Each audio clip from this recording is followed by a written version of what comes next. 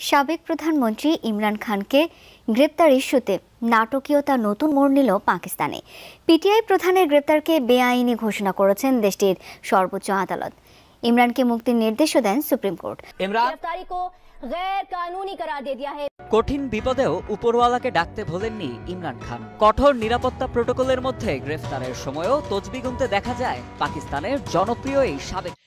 আসসালামু আলাইকুম সুপ্রিয় দর্শক বন্ধুরা, কেমন আছেন সবাই? আশা করি সকলেই ভালো আছেন।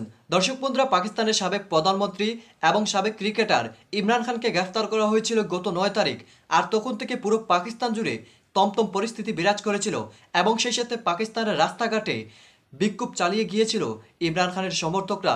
তো দর্শক বন্ধুরা, এবং সেই সাথে অনেক বর্তমান ক্রিকেটার এবং সাবেক ক্রিকেটাররা ইমরান খানের সাথে একমত হয়েছে এবং ইমরান খানের মুক্তির জন্য তারা একটি বার্তা পাঠিয়েছিল।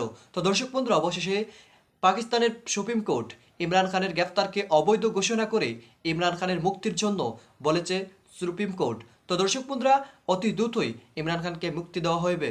তো দর্শক বন্ধুরা, অবশেষে পাকিস্তানের অধিকাংশ মানুষের কষ্টের সুফল মিলেছে এবং সেই সাথে ইমরান খানকে মুক্তি দিতে সক্ষম হয়েছে। তো দর্শক বন্ধুরা, চলুন আমরা সেই সকল বিষয়ে কিছু বিস্তারিত জেনে আসি।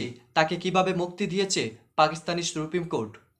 সাবেক প্রধানমন্ত্রী ইমরান খানকে গ্রেপ্তার ইস্যুতে নাটকীয়তা নতুন মোড় নিল পাকিস্তানে। পিটিআই প্রধানের গ্রেপ্তারকে বেআইনি ঘোষণা করেছেন দেশটির সর্বোচ্চ আদালত।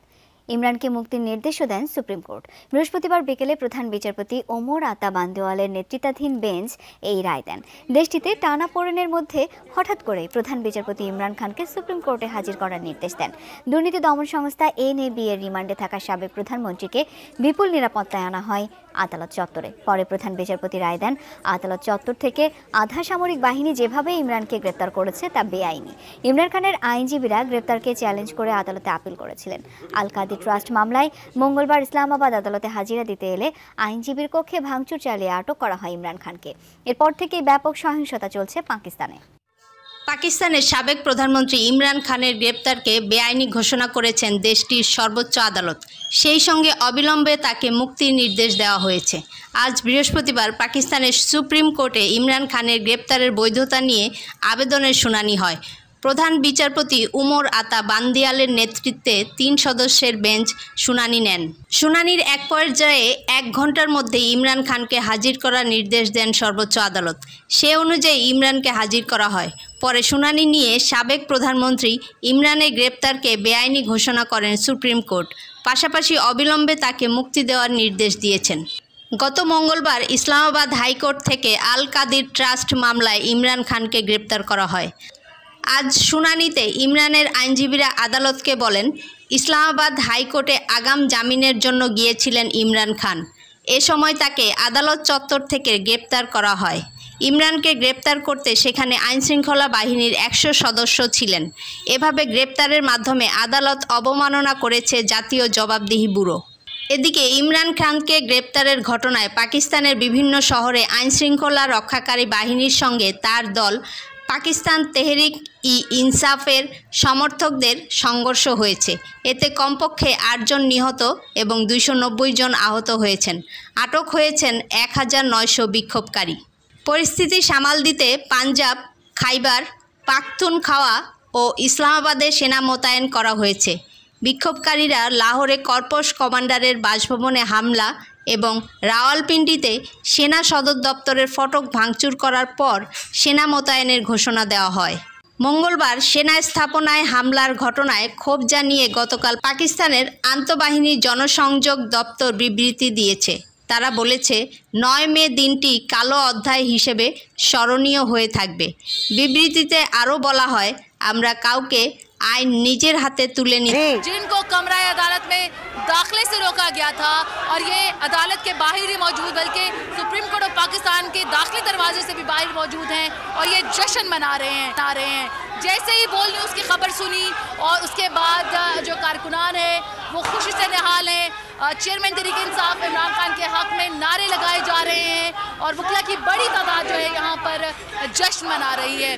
9 मई को ये गिरफ्तारी अमल में लाई गई थी सुमैया, और इस गिरफ्तारी की कानूनी हैसियत पे बड़े सवाल उठाए गए थे, और आज सुप्रीम कोर्ट ऑफ पाकिस्तान ने इस गिरफ्तारी को गैर कानूनी करार देते हुए चेयरमैन तहरीक इंसाफ को एक तरह से रिहा करने का हुक्म दिया है, और कल से इस मामले को दोबारा समाअत के लिए मुकर्रर करने का हुक्म भी सामने आया है। अदालत की तरफ से कहा गया है कि आपकी जो गिरफ्तारी थी वो गैर कानूनी थी, और इस मामले पर अदालत की तरफ से जहां पर मामला रुका था वहीं से दोबारा शुरू करने पर गौर करने का। अच्छा नीलम, अभी हम जो मनाजिर देख रहे हैं यहाँ पर, ये वकला ही हैं जो खासे पुरजोश हैं, नारेबाजी कर रहे हैं जैसे ही उन्होंने ये फैसला सुना है अदालत का कि इमरान खान की गिरफ्तारी को कलअदम करार दिया गया और ये कहा गया कि इमरान खान की गिरफ्तारी गैर कानूनी है, तो ये वकला की तरफ से नारेबाजी की जा रही है।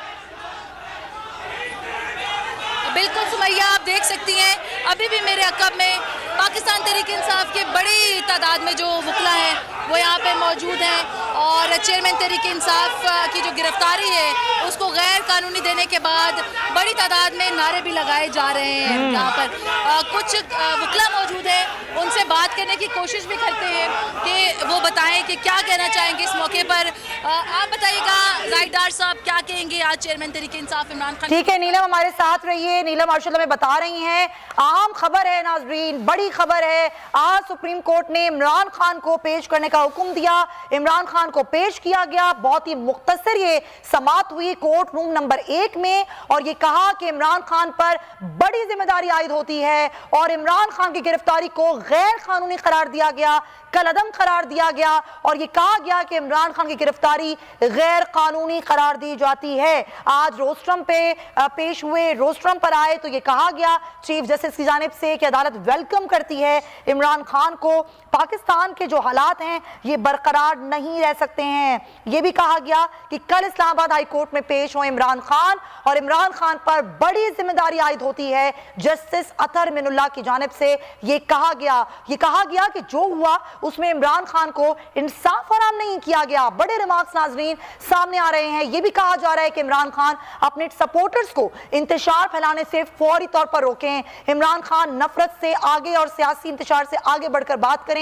इमरान खान की गिरफ्तारी के बाद की वीडियो भी जारी की गई, आपको बता रहे हैं। एक बड़ी खबर है, बड़ी अहम डेवलपमेंट है जो कि सुप्रीम कोर्ट में आज दरख्वास्त की समाअत हुई, वक्फा आया, और ये कहा गया कि 4:30 बजे पाकिस्तान तहरीक इंसाफ के चेयरमैन इमरान खान को पेश किया जाए।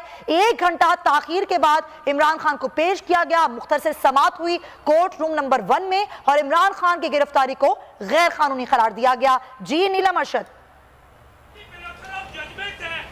बिल्कुल सुमैया, कमरा अदालत नंबर 1 से अहम खबर सामने आ रही है। चेयरमैन तहरीक इंसाफ इमरान खान को रोस्टम पे बुलाया गया है।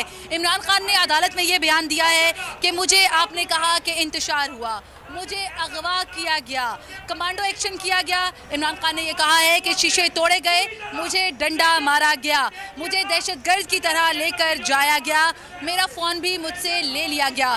ये बयान दिया है चेयरमैन तहरीक। তো দর্শক বন্ধুরা, আপনারা হয়তো এই পুরো ভিডিওটি দেখে এবং এই কথাগুলো শুনে এবং পাকিস্তানের এই গণমাধ্যমের এই কথাগুলো শুনে অবশ্যই বুঝতে পেরেছেন, অবশেষে পাকিস্তানের সুপ্রিম কোর্টের আদেশে পাকিস্তানের সাবেক প্রধানমন্ত্রী এবং সাবেক ক্রিকেটারকে অতি দ্রুতই মুক্তি দিয়েছে, এবং সেই সাথে তাকে এই সকল মুক্তির জন্য সুপ্রিম কোর্টের আদেশটি গ্রহণ করা হয়েছে।